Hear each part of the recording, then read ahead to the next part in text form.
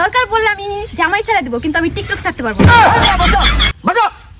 আপনারা তো গণ্যমান্য সবাই আসছেন, এখন এই যে খাইরুল আমাদেরকে ডাকছে, কিন্তু বিষয়টা তো সবাই অবগত না, জানেন না? সবাই জানি না। তাহলে আমরা খাইরুলের মুখ থেকে শুনি আসলে মূল বিষয়টা কি। আচ্ছা খাইরুল, বলো তুমি কেন আমাদেরকে ডাকছো? আপনাকে ডাকার উদ্দেশ্য হলো আমার, এই যে দেখেন আপনি তো সামনে বইয়া দেখছেন মোবাইল কিভাবে টিকটক বানাইতেছে। 8 বাজারে যাইতে পারি না আমি, উত্তর পাড়ার লেকইটার লগে টিকটক করে, বাজারে যাইতে পারি না আমি।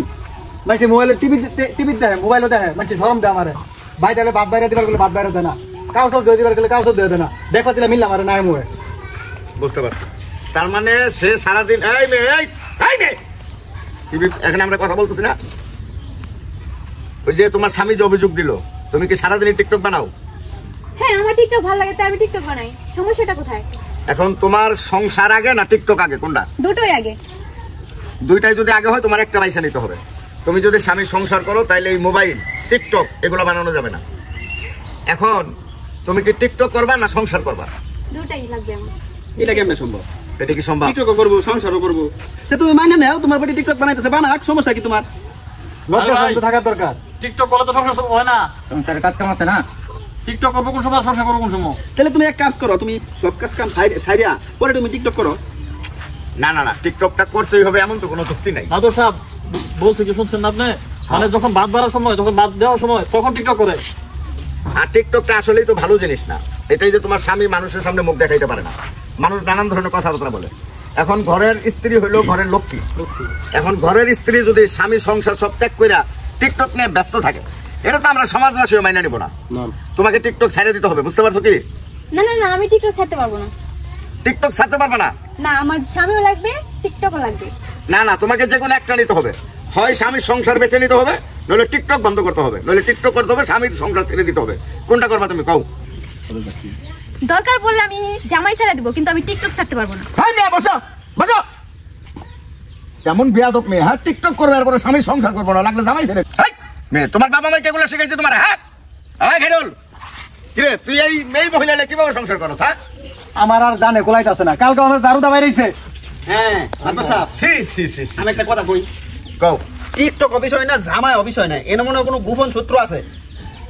এই মেয়ে, তুমি ক্লিয়ার বলো তো, আসলে কি তুমি কোনো গোপন পার্সোনাল কোনো বিষয় আছে তোমার? আছে কোনো বিষয় আছে? পার্সোনাল কোনো বিষয় আছে? পার্সোনাল বিষয়টা আছে, কিন্তু আমি সবার সামনে বলতে পারবো না।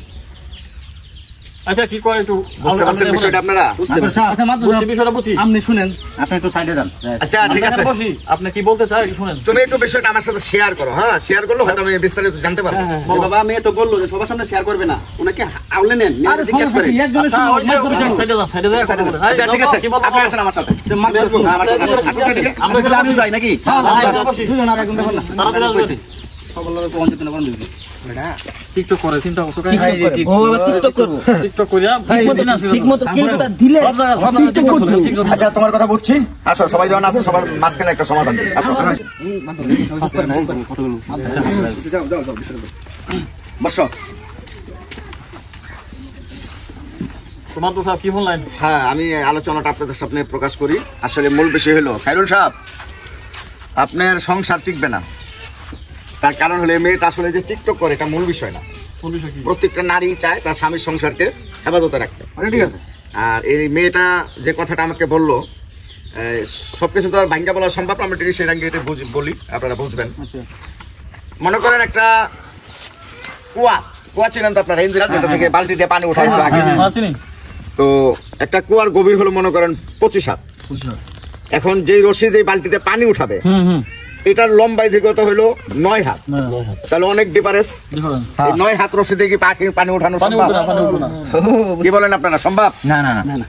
তো বিষয়টা এরকম হয়ে গেছে। তো খায়রুল সাহেব, আমরা যে সিদ্ধান্ত নিব আপনি কি মেনে নেবেন?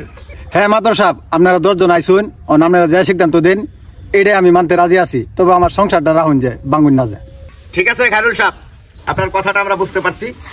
আমরা যেটা ভালো হয় সেটাই করবো, কি বলেন আপনারা? আচ্ছা এই মেয়ে এদিকে চাও, তুমি আমার কথা শোনো।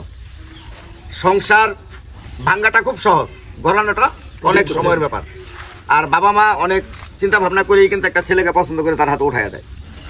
এখন খায়রুল সাহেব, আপনি আগামী 3 মাস এই মেয়েটাকে তার বাপের বাড়িতে রাখবেন, মেয়েটা তার বাবার বাড়িতে থাকবে। আর আপনার একটু শারীরিক সমস্যা আছে, সে সমস্যার সমাধানের জন্য আপনি ভালোভাবে চিকিৎসা নেবেন। আমার জানা মতো আপনার কাছে কি ভালো কোনো কবিরাজ বা ডাক্তার আছে? আছে ডাক্তার, কবিরাজ আছে, ডাক্তার আছে, সমস্যা আচ্ছা, তাহলে আপনি যে শহীদুল সাহেবের সাথে যোগাযোগ করে, ঠিক আছে, ভালো চিকিৎসা নেবেন যাতে আল্লাহ পাক আপনাকে সুস্থ করে। যদি আর্থিক টাকা পয়সার কোনো সমস্যা হয় সেটা আমি দেখবো, আমাদের বুঝতে পারছেন কি? আর তুমি এই 3 মাসের ভিতরে বাবার বাড়িতে থাকবা, এই শব্দ কখনোই যাতে না আসে যে তুমি কোথাও একটা টিকটক বানাইছো। তোমার 3 মাসের জন্য টোটালি টিকটক বন্ধ। হ্যাঁ হ্যাঁ, এটা ঠিকই আছে, কথা কি বুঝতে পারছো? কথা ঠিক। বুঝতে পারছো? হয় না বলা কিছু? টিকটক তুমি 3 মাস বানাইতে পারবে না। এবার ধর ওষুধ খাই। আচ্ছা ঠিক আছে, এটা রূপ তাহলে আমরা বিচারের কাজ শেষ করি। হ্যাঁ, তাহলে তুমি আজকে তুমি ওরে যাই ওর বাবার বাড়িতে দিয়ে আসবা 3 মাসের জন্য। ঠিক আছে মাহফুজ। 3 মাস তোমার মোবাইল চালানো বন্ধ।